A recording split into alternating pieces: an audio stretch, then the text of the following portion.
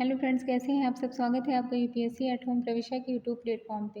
हम जो यूपीएससी और यूपी पीसीएस की मेंस आंसर राइटिंग कर रहे थे उसको हमने इस टाइम पे थोड़ा सा ब्रेक दे दिया है जब तक कि आपका यूपी पीसीएस का प्रीलिम्स का एग्ज़ाम नहीं हो जाता है। इस टाइम हम क्या कर रहे हैं, पूरा प्रीलिम्स पे फोकस्ड होकर 20,000 क्वेश्चन के माध्यम से पूरा प्रीलिम्स का सब्जेक्ट कंप्लीट कराएंगे, जिसमें कि आपका जो है हमने स्टार्ट किया है हिस्ट्री में हमने एंशिएंट हिस्ट्री और मॉडर्न हिस्ट्री एक साथ ही स्टार्ट की है। उसी के साथ साथ आपका पॉलिटी, इन्वायरमेंट और इंडियन ज्योग्राफी की सीरीज़ चल रही है। और आज हम जो है क्या कंप्लीट करा रहे हैं, आज से हमने स्टार्ट की है साइंस में सबसे पहला जो पार्ट है वो क्या है, सबसे पहले हमने बायो से स्टार्ट किया, क्योंकि बायो से ही सबसे ज़्यादा क्वेश्चन पूछे जाते हैं एग्ज़ाम में। तो जिस किसी ने जो है इसके पहले की वीडियो नहीं देखी है तो हमारी 20,000 वाली जो सीरीज़ चल रही है उसमें जाकर पूरा एक एक करके सारे वीडियो को देख लीजिए और हमारे कमेंट सेक्शन में ज़रूर बताइए कि आप लोगों को ये सीरीज़ कैसी लग रही है। तो आज का जो चैप्टर है वो क्या है, पाचन तंत्र, डाइजेस्टिव सिस्टम। इसको हम देखेंगे, इसके क्वेश्चन जो इससे रिलेटेड क्वेश्चन इंपॉर्टेंट है आपके लिए। पहला जो क्वेश्चन बनता है वो क्या है, प्लाज्मा में जल का कितना प्रतिशत होता है। तो कितना परसेंट होता है, 90%। प्लाज्मा रक्त का हल्के पीले रंग का प्लाज्मा रक्त का हल्के पीले रंग का कुछ क्षारीय, साफ, पारदर्शक और आधारभूत तरल होता है। यह रक्त का लगभग 55 से लेकर 65% भाग बनाता है। इसमें 90 से लेकर 92% जो भाग होता है वो जल का होता है। शेष 8 से लेकर 10% भाग कई प्रकार के कार्बनिक और अकार्बनिक पदार्थ होते हैं। नेक्स्ट पॉइंट क्या है, नेक्स्ट क्वेश्चन जो है, मानव शरीर में प्रोटीन का पाचन निम्नलिखित में से किस अंग से प्रारंभ होता है। मतलब मानव शरीर में प्रोटीन का जो पाचन है वह किस अंग में प्रारंभ होता है। तो किस में प्रारंभ होता है, अमाशय में। मानव शरीर में प्रोटीन का पाचन अमाशय से शुरू होता है। अमाशय से पेप्सिन नामक एंजाइम ऑक्सीटिनिक ग्रंथियों की ग्लिस्टिक चीफ सेल द्वारा स्रावित होता है, जो प्रोटीन के पाचन में सहायक होती है। नेक्स्ट क्वेश्चन हम देखेंगे, प्रोटीन के पाचन में सहायक एंजाइम कौन सा है, ट्रिप्सिन है। प्रोटीन के पाचन में सहायक एंजाइम क्या है, वो है आपका ट्रिप्सिन। इसको हम पूरा डिटेल में देखेंगे। भोजन को गृहिणी में पहुंचने की सबसे सर्वप्रथम भोजन जो है, भोजन को गृहिणी में पहुंचते ही सर्वप्रथम इसमें यकृत मतलब लीवर से निकलने वाला पित्त रस आकर मिल जाता है और पित्त रस क्षारीय होता है। यह भोज्य पदार्थ को अम्लीय से क्षारीय बना देता है। यहाँ अग्नाशय से अग्नाशयी रस आकर भोजन में मिलता है। इससे 3 प्रकार के एंजाइम होते हैं। पहला क्या है, ट्रिप्सिन। यह प्रोटीन एवं पेप्टोन को पॉलीपेप्टाइड तथा अमीनो अम्ल में परिवर्तित करता है। दूसरा क्या है, एमाइलेज। यह मांड को घुलनशील शर्करा में परिवर्तित करता है। नेक्स्ट क्या है, लाइपेज। यह एमल्सिफाइड वसाओं को ग्लिसरीन तथा फैटी एसिड्स में परिवर्तित करता है। नेक्स्ट हम देखेंगे, पित्ताशय में उपस्थित पत्थर निम्नलिखित में से किसका पाचन प्रभावित करते हैं। मतलब पित्ताशय में जो उपस्थित पत्थर हैं वो निम्नलिखित में से किसके पाचन को जो है प्रभावित करता है। ये प्रभावित करता है किसके पाचन को, वसा के। यकृत मनुष्य के शरीर की सबसे बड़ी ग्रंथि होती है। यकृत की कोशिकाओं से पित्त का स्राव होता है जो पित्ताशय में जमा होता है। पित्ताशयी नली गृहिणी में खुलती है। वसा के एमल्सीकरण के पित्त जो क्या करता है, ये वसा के एमल्सीकरण में मदद करता है और उसे कुछ छोटे मेसेल कणों में तोड़ता है। पित्त लाइपेज एंजाइम को भी सक्रिय करता है। पित्ताशय में उपस्थित पत्थर पित्त को बाधित करते हैं, जिसमें वसा का एमल्सीकरण बाधित होता है। नेक्स्ट हम देखेंगे, कथन है और कारण है। कथन है कि मानव शरीर सेलुलोज के पाचन में अक्षम होता है। मानव शरीर जो है क्या है, वह सेलुलोज के पाचन में असक्षम होता है। दूसरा कारण है कि मानव शरीर में स्टार्च अपघटक एंजाइम डायस्टेम विद्यमान रहता है। तो इसके अंतर्गत क्या है, कथन और कारण दोनों सही है, कारण कथन की सही व्याख्या नहीं करता है। नेक्स्ट क्या है, पाचन क्रिया में भोजन में उपस्थित कच्चे स्टार्च का पाचन होता है। ये दोनों के द्वारा होता है। पाचन क्रिया में भोजन में उपस्थित जो कच्चे स्टार्च हैं उसका पाचन होता है किसके द्वारा, एमाइलेज एक प्रकार का एंजाइम है जो कि कार्बोहाइड्रेट के पाचन में सहयोग करता है। इसका निर्माण लार ग्रंथियों या पेनक्रियाज में होता है। जब पेनक्रियाज में सूजन या बीमारी आ जाती है तो एमाइलेज का स्रावण रक्त में होने लगता है। नेक्स्ट क्वेश्चन हम देखेंगे, मानव शरीर में पाचन का अधिकांश भाग किस अंग में संपन्न होता है। तो किसमें होता है, छोटी आंत में। मानव शरीर में पाचन का जो अधिकांश भाग है वो छोटी आंत में संपन्न होता है। भोजन की पाचन क्रिया मुख से प्रारंभ होती है। इसके बाद भोजन अमाशय में जाता है। अमाशय से जठर रस निकलता है। यकृत से निकलने वाला पित्त रस भोजन को क्षारीय बनाता है। अमाशय से भोजन छोटी आंत में आता है। यही भोजन के पाचन की क्रिया पूर्ण होती है। नेक्स्ट क्वेश्चन हम देखेंगे। नेक्स्ट क्वेश्चन क्या है, इनमें से कौन सा लार के एमाइलेज की क्रियाशीलता के लिए आवश्यक है? क्या है? Cl। लार की एमाइलेज भोजन स्टार्च के पाचन में मदद करती है। Cl आयरन लार के एमाइलेज की क्रियाशीलता में आवश्यक होता है। नेक्स्ट क्या है, लिपिड्स का पाचन निम्नलिखित में से कुछ की उपस्थिति में होता है। तो किसकी उपस्थिति में होता है? ये पित्त अम्ल तथा लाइपेज की उपस्थिति में होता है। लिपिड्स के पाचन में पित्त अम्ल लाइपेज मुख्य भूमिका निभाते हैं। पित्त रस ग्रहणी में वसा का इमल्सीकरण करता है, जबकि लाइपेज वसा को वसीय अम्ल तथा ग्लिसरॉल में बदलता है। पेप्सिन प्रोटीन पाचन एंजाइम है। नेक्स्ट क्वेश्चन हम देखेंगे, जीभ के निम्नलिखित भाग द्वारा मीठे स्वाद का पता लगाया जाता है। तो जीभ का कौन सा हिस्सा है जो मीठे स्वाद का अनुभव देता है? वो क्या है? अग्रभाग है। जीभ के अग्रभाग में मीठे स्वाद का, पश्च भाग में कड़वे स्वाद का तथा बगल के भाग में खट्टे स्वाद का आभास होता है। जीभ मुख गुहा के फर्श पर स्थित एक मोटी और मांसल रचना होती है। जीभ की ऊपरी सतह पर छोटे छोटे अंकुर होते हैं, जिसे स्वाद कलिका टेस्ट बड्स कहते हैं। इन्हीं स्वाद जो है कलियों द्वारा मनुष्य के भोजन को विभिन्न स्वादों में मीठा, कड़वा, खट्टा आदि में विभाजित किया जाता है। अग्रभाग से जो है क्या पता चलता है? मीठे का, और जो है पश्च भाग से कड़वे का, और जो साइड वाला जो भाग होता है उससे क्या पता चलता है? उससे खट्टे का आभास होता है। नेक्स्ट चैप्टर जो है उत्सर्जन तंत्र, इसको हम देखेंगे। इसके अंतर्गत जो पहला क्वेश्चन है वो क्या पूछा गया है, बोमन जो कैप्सूल है ये कहाँ पाया जाता है? ये वृक्क में पाया जाता है। बोमन कैप्सूल पाया जाता है वृक्क में। बोमन कैप्सूल स्तनधारियों के गुर्दे में पाए जाते हैं। बोमन कैप्सूल स्तनधारियों के गुर्दे में नेफ्रॉन पर कप के आकार का एक थैला होता है, जो मूत्र बनाने के लिए रक्त का निस्पंदन करता है। नेक्स्ट क्या है, मदिरा में मूत्राधिक होता है, इसका कारण क्या है? एडीएच का कम श्रावण होना।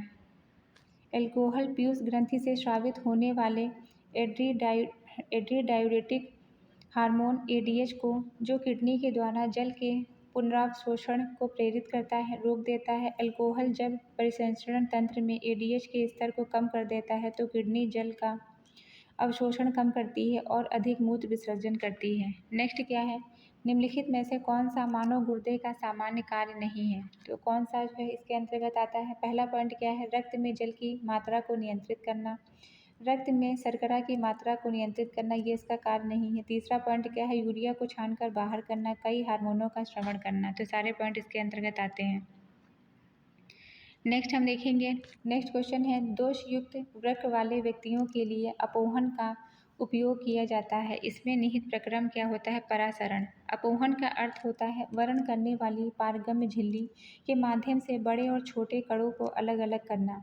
अनेक वृक्क रोगों में रक्त डायलिसिस की आवश्यकता होती है। इसकी 2 विधियाँ हैं।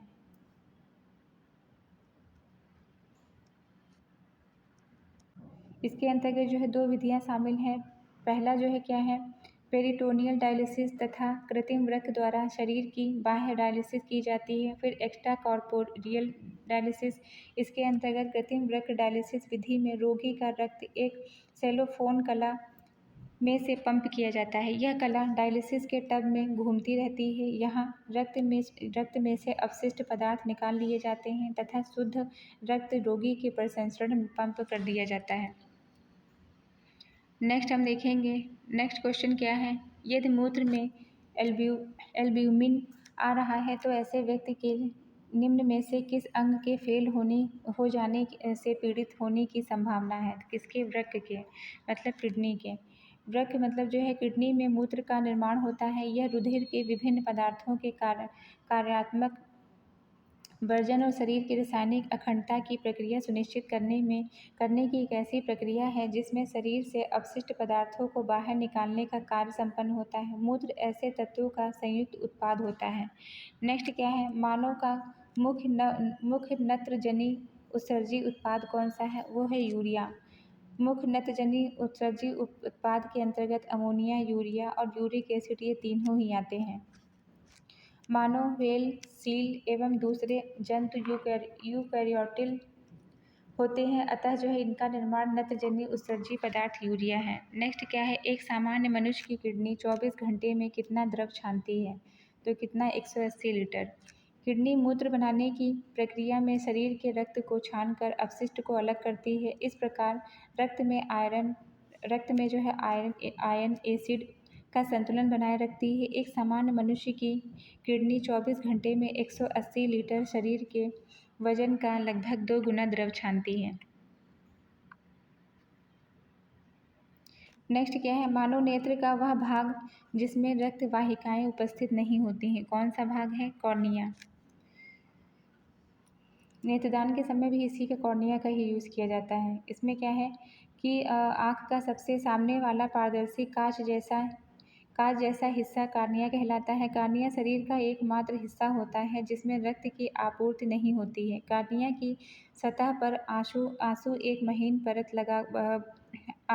महीन परत बनाकर रहते हैं और उसके पोषण के तत्व प्रदान करते हैं। कार्निया में अति सूक्ष्म जो है नसें नर्व होती हैं और वे इसी शरीर का सबसे संवेदनशील अंग बनाती हैं। नेक्स्ट क्या है, नेक्स्ट क्वेश्चन है, जब आँख में धूल जाती है तो उसका कौन सा अंग सूज जाता है और गुलाबी हो जाता है? क्या है? नेत्र श्लेष्मा।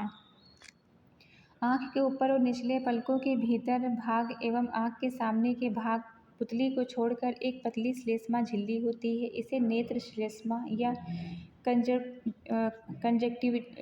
कंजक्टिवा कहते हैं। यह बाहरी कचरे से नेत्र की सुरक्षा करती है। इसमें संक्रमण होने से सूजन, लालिमा, जलन इत्यादि लक्षण होते हैं जिसे कंजक्टिवाइटिस कहते हैं। तो ये हमने जो है क्वेश्चन देखा। नेक्स्ट हम क्या देखेंगे कि मनुष्य के आँखों में रंग की अनुभूति किसके द्वारा होती है? तो यह होती है कोन सेल के द्वारा। कशेरुकी जीवों में दृष्टिपटल रेटिना आँख के अंदर एक प्रकाश संवेदी ऊतक परत को कहते हैं। इसमें प्रकाश को ग्रहण करने के लिए 3 प्रकार की कोशिकाएं होती हैं। मानव नेत्रों में रंग और प्रकाश की अनुभूति केवल कोन सेल के द्वारा होती है। रॉड सेल से अंधेरों की अनुभूति होती है। नेक्स्ट हम देखेंगे, मनुष्य के शरीर में ताप नियंत्रण केंद्र कहाँ स्थित है? ये स्थित है हाइपोथैलेमस में। हाइपोथैलेमस शरीर के तापमान विनियमन प्रणाली के अन्य भागों जैसे रोमकूपों, पसीने की ग्रंथि, रक्त नलिकाओं और त्वचा के साथ शरीर के ताप पर नियंत्रण करता है। हाइपोथैलेमस मस्तिष्क के मध्यवर्ती क्षेत्र में स्थित होता है। यह शरीर के तापमान के साथ साथ दैहिक कार्य, जठरांग संबंधी मार्ग के विनियमन, नींद से जागना, पानी और नमक, वसा और कार्बोहाइड्रेट चयापचय में संस्थिति को जो है बनाए रखता है। नेक्स्ट क्या है, परितृप्ति एवं व्यास के केंद्र मानव मस्तिष्क के निम्नलिखित में से किस भाग में अवस्थित होते हैं? तो ये स्थित होते हैं हाइपोथैलेमस में। परितृप्ति या प्यास के जो केंद्र होते हैं मानव मस्तिष्क के हाइपोथैलेमस भाग में अवस्थित होते हैं। हाइपोथैलेमस अंतःस्रावी ग्रंथियों से स्रावित हार्मोन का नियंत्रण करते हैं। अग्र मस्तिष्क सेरिब्रम या डाइनसेफ्लॉन में बटा होता है। सेरिब्रम चेतना शक्ति, बुद्धिमत्ता या स्मरण शक्ति का केंद्र है। आपसे पूछा जा सकता है कि जो है स्मरण शक्ति, चेतना या शक्ति का केंद्र कौन सा है? वो आपका सेरिब्रम है। नेक्स्ट क्या है, ईईजी से जिस अंग की कार्यप्रणाली प्रकट होती है वह कौन सा है? मस्तिष्क की। मस्तिष्क की स्वतः विद्युत गतिविधियों को इलेक्ट्रोडों द्वारा रिकॉर्ड करने वाली प्रक्रिया को क्या कहते हैं? इलेक्ट्रोइंसेफ्लोग्राम ईईजी कहते हैं। इससे बिना मस्तिष्क को भेदे मस्तिष्क के विभिन्न रोगों का ज्ञान हो जाता है, जैसे मिर्गी, मस्तिष्क के संक्रामक रोग, मस्तिष्क की टीबी, मस्तिष्क का कैंसर, मस्तिष्क के कृमि रोग इत्यादि।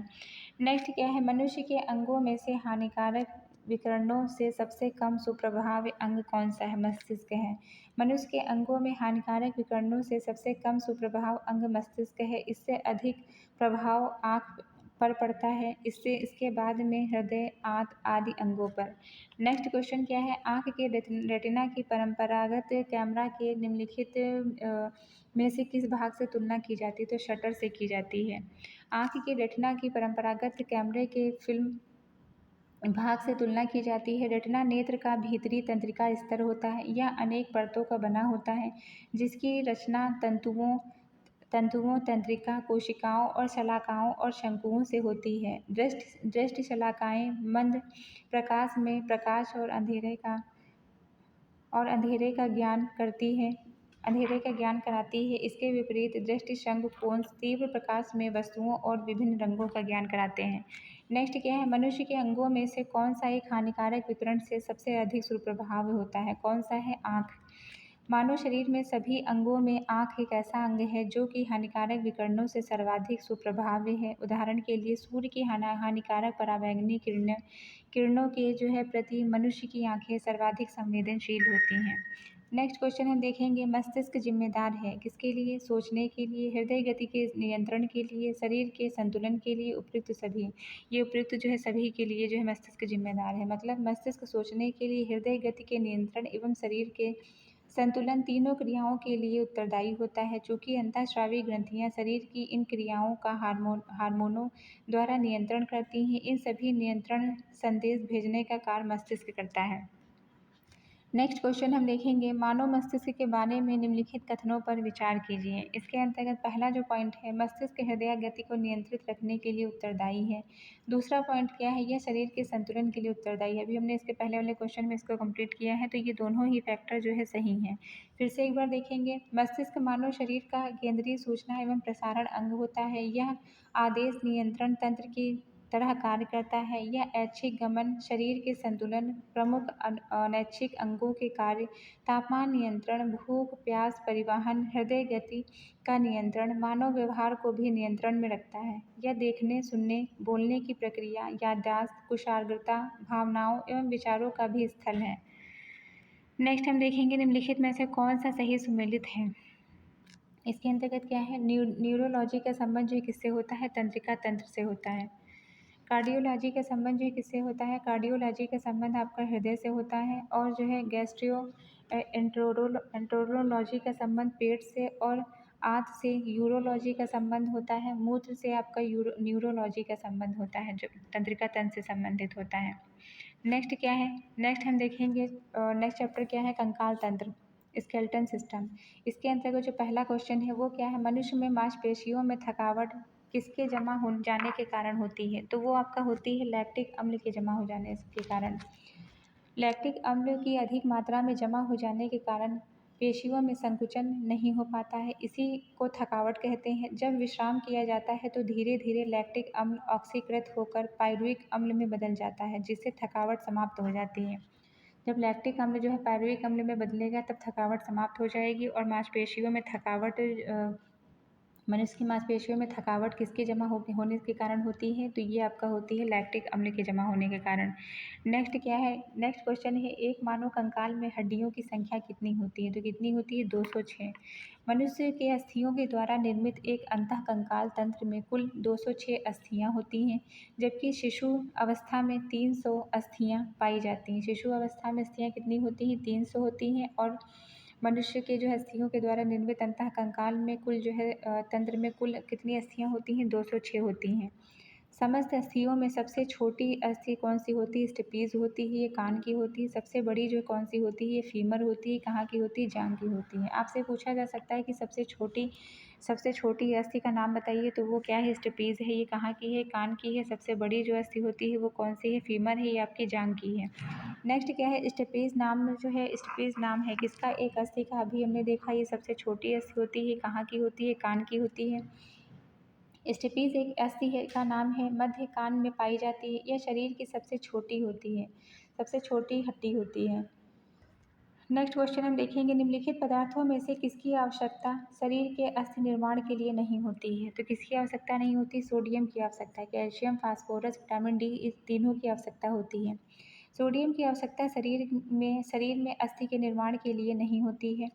शरीर में स्वस्थ अस्थियों के निर्माण के विकास के हेतु कौन सा तत्व आवश्यक है? पहला है कैल्शियम, फिर है फास्फोरस, विटामिन डी, मैग्नीशियम आदि प्रमुख तत्व हैं। नेक्स्ट क्या है, निम्नलिखित में से कौन सा मानव दंत केवल स्थायी दंत विन्यास में प्रकट होता है? कौन सा है? चवड़क। चवड़क किसमें संबंधित होता है? यह मानव दंत केवल स्थायी दंत विन्यास के लिए प्रकट होता है।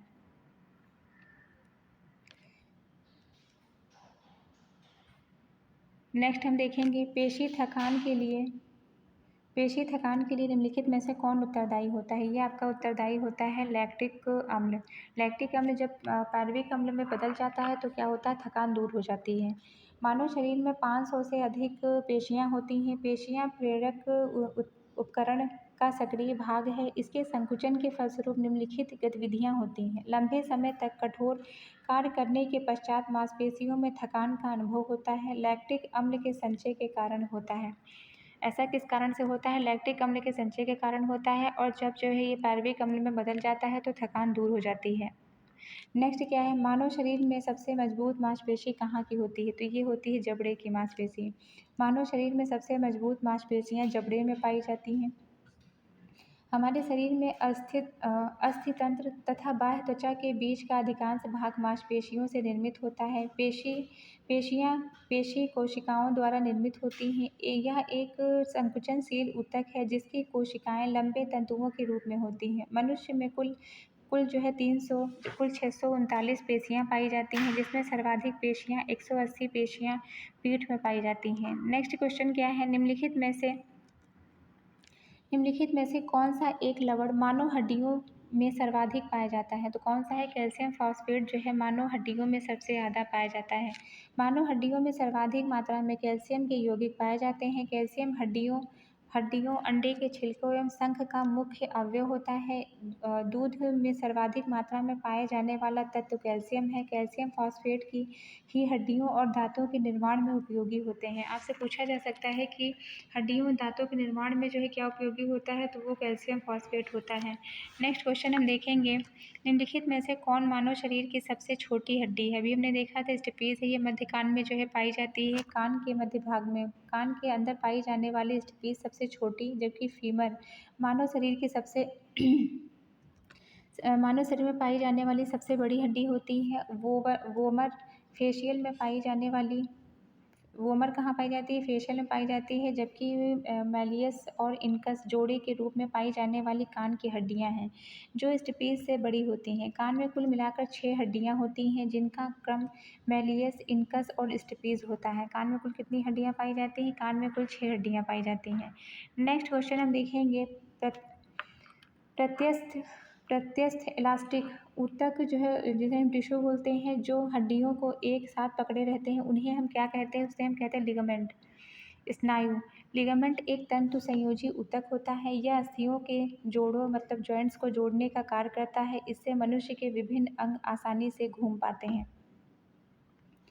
तो ये आपका जो है चैप्टर कंप्लीट हो गया। आप लोगों को हमारी जो सीरीज़ चल रही है कैसी लग रही है, हमारे कमेंट सेक्शन में ज़रूर बताइए। ऐसे ही पढ़ते रहिए, लाइफ में आगे बढ़ते रहिए।